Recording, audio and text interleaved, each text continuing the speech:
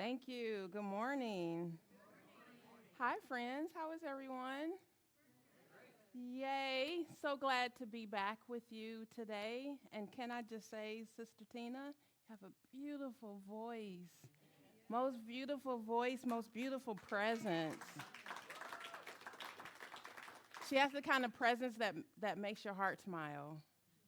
Yeah, you really do. So, I am so grateful to be back with you today, and I have a few thoughts, a few nuggets to offer as you wrap up your theme this month on imagining and what if, serving as an anchor of imagining what if for yourself and the world.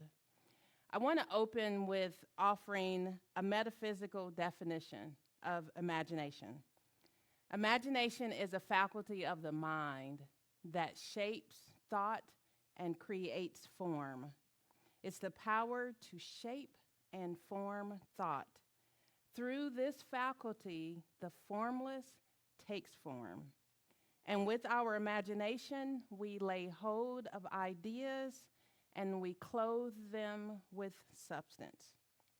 So, as Kathleen mentioned, I want to tell you about the story of the emperor's new clothes and what this has to do with imagination. However many of you remember that story? Yep, the emperor's new clothes. About the emperor that loves clothes so much that he spends lavishly on them. He has a new outfit for every day, two outfits for Sundays. And one day, two people arrive at the palace and they claim to be able to weave the most magnificent fabrics that can only be seen by those who are respected, wise, and capable. Of course, the emperor hires them. They're good salesmen. And when he and his ministers visit to check on their progress, they see nothing on the looms, but they pretend to see the clothes because they don't want them to be thought unfit or foolish. Finally, the tricksters announce that the clothes are finished and they dress the emperor in the invisible garments.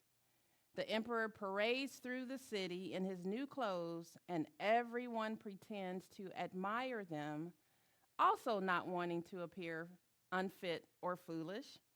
And of course, it takes a child to say the truth that the emperor is actually in his underwear. Oops. The emperor admits the truth to himself and gains a greater sense of humility. Things are different after that, and of course, it's a fairy tale, so he has to live happily ever after. The end. So let me tell you how this story came up for me, because I had one of my biggest aha moments last year over this story. I went through a phase where I had the habit of grabbing my phone if I woke up in the middle of the night, or if I woke up early in the morning, I wasn't quite ready to get up. I had a habit of grabbing this phone. And I would lay there, and once you get on it, it sucks you in for a couple hours. So that's what I was doing. I was going down a rabbit hole with my phone. I would check my email, I check my work email, I check my calendar, see what meetings and calls for work were on my calendar. I check my to-do list, looking at my bank balance, looking at things I would need to respond to. And if I had something that I was struggling with or that was troubling me at work or at home, I think about that. And then I noticed that I would go right back into the same feelings before I ever got out of bed. Any of you done that before? And it doesn't take your phone to get right back into those same feelings of the day before you get out of bed. And so some days, especially as I start looking at my work day and the emails and the things and the questions and the requests and the assignments, I noticed that I was starting the day irritated and with an attitude before my feet ever hit the floor. And after doing that for a while, one day, a small, quiet voice, as that voice happens, it had been talking to me the whole time, but it started to get louder, and I was able to finally recognize it and not deny it anymore.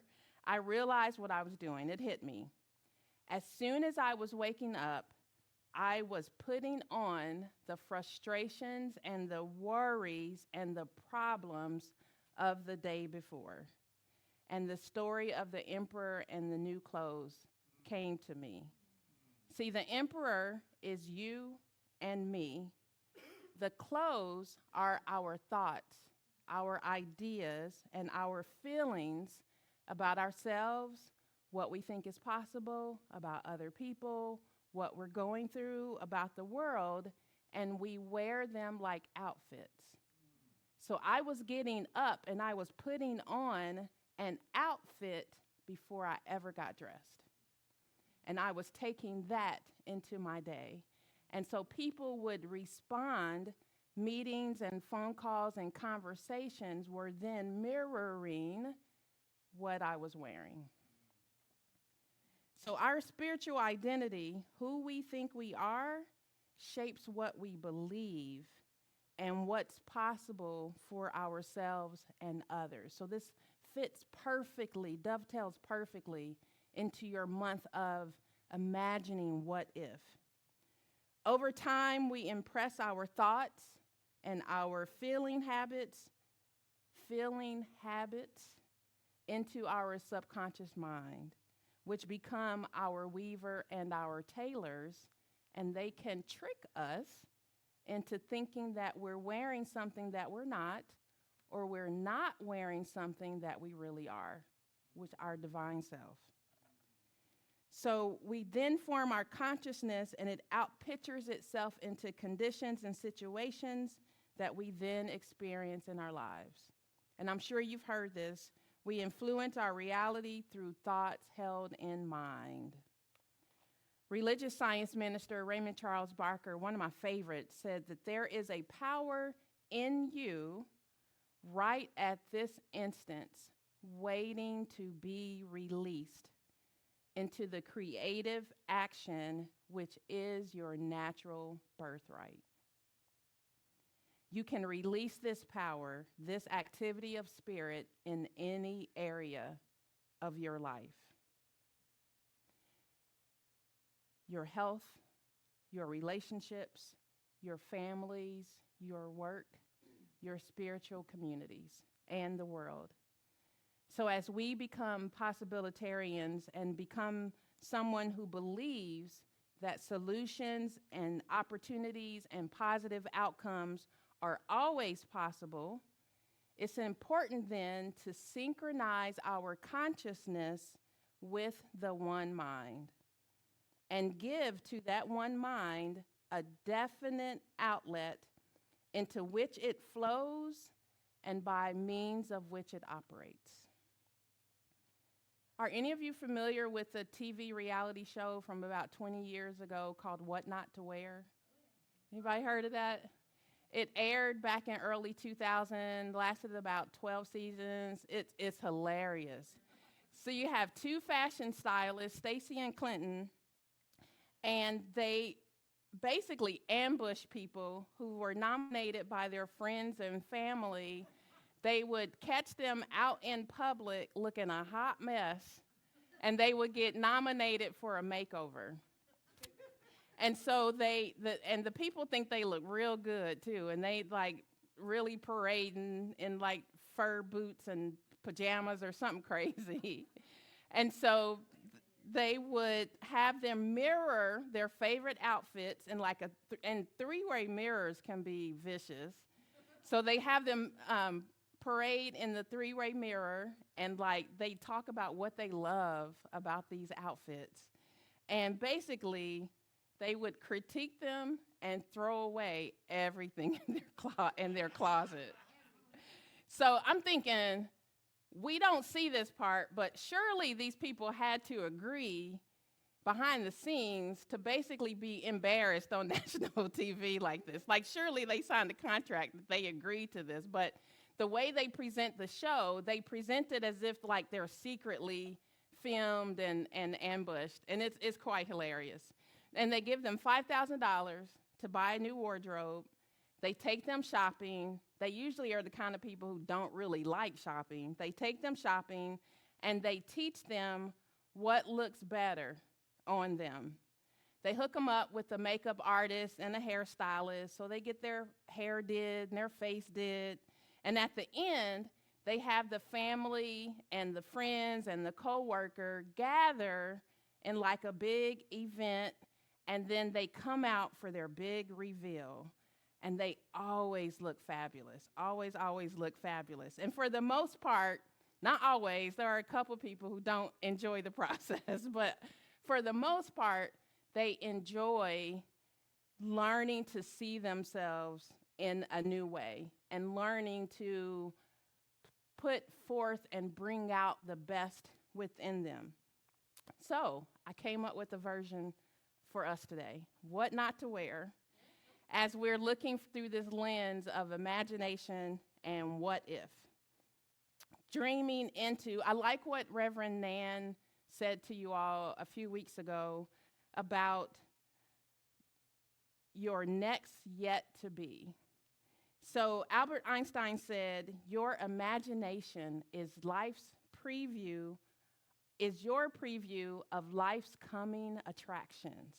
So 3 things not to wear in imagination and what if and as a possibilitarian. You ready? First up, other people's insecurities, other people's assumptions, other people's opinions, fears, worries, negative and limited programming. Not a good look. I came across something I thought was very powerful. You had a purpose before anyone had an opinion. You had a purpose before anyone had an opinion. And you notice everybody has an opinion, and they don't mind giving it to you, whether you ask for it or not sometimes. My youngest daughter is 16. I'll give you a real-life example. My youngest daughter is 16, and she was doing her hair, and we're trying to embrace, like, our natural hair. And so one day she came to me after school, and so she was telling me the story about how she really loved her hair that day. And so she had gone to school, had a good day. She had asked a friend if she thought she liked her hair. And the friend said no, that she didn't like her hair. And my daughter got upset. Like, how dare you not like my hair? I'm cute. What do you think? How do you mean you don't like my hair? It's totally cute. And so it turned into like a conversation moment, and we talked more about it. And so I was telling her at the same time that she was already concluding for herself, don't ask her what she thinks anymore. Because what she thinks about your hair is not important if you already love your hair. So sometimes, and not to say that validation and affirmation and a person seeing you for who you are, very important. At the same time, if you know the truth about yourself, and if you know the truth about what's possible for you and your life, you don't need another person to agree with you. You do not need another person's validation for what is possible in and through and as you and for you. So I think she'll think twice, especially by asking this friend. And I think if I remember correctly, I think she told her about, like, how dare you say you don't like my hair?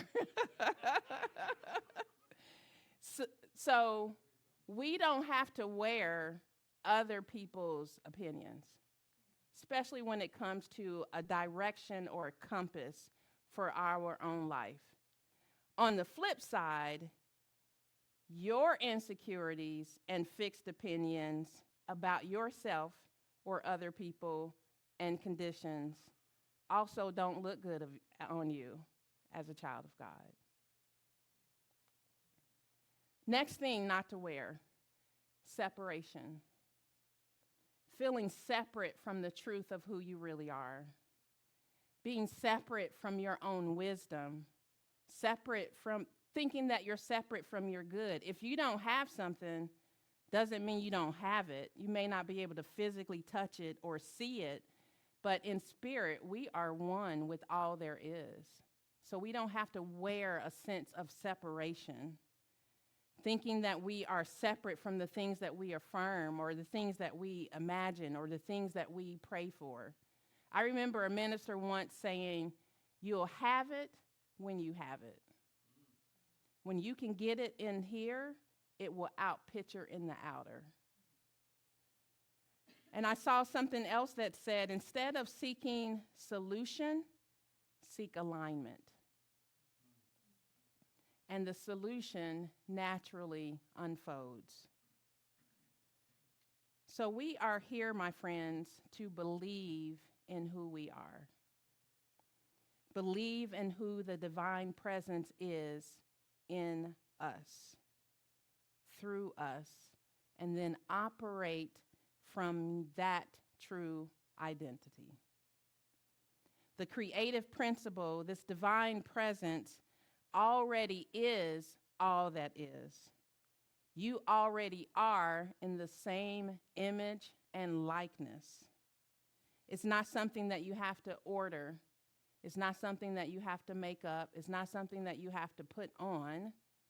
It's not something that you have to create or wait for somebody else to validate, wait for somebody else to do something, act right, say something right, don't do something else. It's not something that we necessarily have to wait for. In order to be able to imagine different possibilities, we want to seek alignment with the presence that is already within and is innate. We were born from this presence, within this presence. We live and move and have our being in this very presence. So we are not separate. We're also not separate from others. We have bodies, we appear separate, but there is a place in you in which the entire universe dwells. A place which is of love, of truth, of light, and of peace.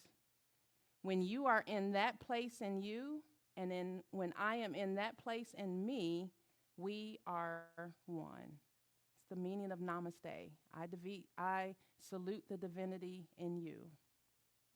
Next, not to wear, old sizes. Do you hang on to clothes that no longer fit, thinking that you might get back in them someday? Clothes from 20 pounds ago, 20 years ago, or maybe some things you can't bring yourself to let go of. I just might want to wear that again. Or my mother gave me that. It's so dear to me. I don't want to give it up. What about thoughts, ideas, and habits that no longer fit? Thoughts we had 5 years ago about what we wanted our lives to be like. Or maybe some things that we may have forgotten we were even wearing. Old patterns from the childhood, grievances, betrayals, things that didn't go our way, people that didn't go our way, memories of past challenges and failures. Not to suggest that traumas and wounds, that we can just easily put those aside. So I'm not trying to spiritually bypass any of that. We definitely want to take care of ourselves emotionally and mentally when there are some things that we need to work through. What I'm suggesting is that as we expand our idea around what if, we can make room in our imagination for new blessings and new levels of healing. So you can add to your own list. Let's flip to what to wear. First up, a sense of enoughness. I am enough. There's a statement of truth that we can tell ourselves every day. I am enough. I know enough. I am good enough, especially that one. I am good enough. I am smart enough. I saw something else, maybe on Pinterest or something, that says, and this was phrased as the Holy Spirit speaking to us, you lack nothing. Use what I gave you. What would your life be like if you use what Spirit gave you? Next up, what to wear. What Emmett Fox calls the mental equivalent. Fox says we demonstrate our consciousness. Whatever comes into our life is but the material expression of some belief in our own mind. For anything that you want in life, we must establish the mental equivalent, getting it first in our minds and in our hearts. And then from there, talking like it, praying like it, speaking like it, acting like it, believing like it. The last one that I'll have time to cover, what to wear, is faith. And that's probably a given. You know that one. But what I want to say about it is there is a difference between knowing or thinking that God can and believing that God will. I'm talking about this one, believing that God will. Faith is developing the trust, the conviction, not only that God will or the creative divine presence and principle, is that we are an outlet for its activity and its expression. Now, there are some others that make great accessories: self-worth, positive affirmations, knowing, a smile, that's a good one. So have fun adding to that list. So in putting together your spiritual wardrobe, it's important to be aware of your spiritual identity that we put on each day. Before you put on your clothes, you put it on in thoughts and in feelings. And realize that you can experience an inner transformation that will create an outer transformation. So I believe this spiritual identity and your beliefs and your thoughts and ideas are crucial in using your divine power of imagination and in imagining what if. Another quote I saw on Pinterest, and this is so important, and I need to continue to do this one, and it says, "In the morning when I awake, I ask God to get in my head before I do." That's a good one, isn't it? And that is so true, because once I get in there, it's a wrap. In the Bible, Jeremiah 29, verse 11 says, "For I know the plans I have for you, declares the Lord, plans to prosper you." Jeremiah 29, verse 11. "For I know the plans I have for you, plans to prosper you and not harm you, plans to give you hope and a future." So I'm closing. To summarize this month then, on What If Imagining, we kicked off the first Sunday with understanding your points of power. Then you moved into belonging, your divine inheritance. And from there, you moved into belief and expectancy. And then last week with Reverend Jenna, peace, joy, equity, and compassion. And so today, wearing and operating from your true spiritual identity. So as you move into the new month and this beginning of this beautiful spring, if people start staring at you, just assume they're taking notes on how to be awesome.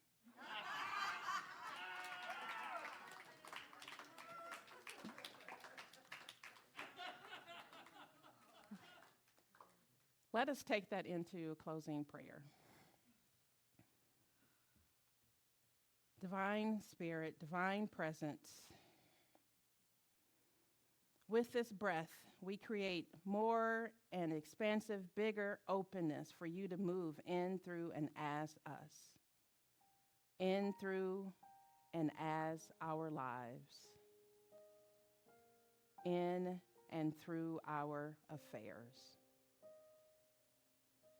We give this one mind, this one power, this one presence, and this one activity, expression through us, through our imaginations as we dream and unfold, receive, and allow our next yet to be. We affirm, and from a place of gratitude, we are grateful for new beginnings, for healing, for blessings, for possibilities coming to us in expression and demonstration and in answered prayer. So we give power to the thoughts and the feelings that we wear as an expression of this identity. So we thank you to this creative presence, this creative principle within us. Take a breath. So it is, and so we let it be. Amen. Thank you.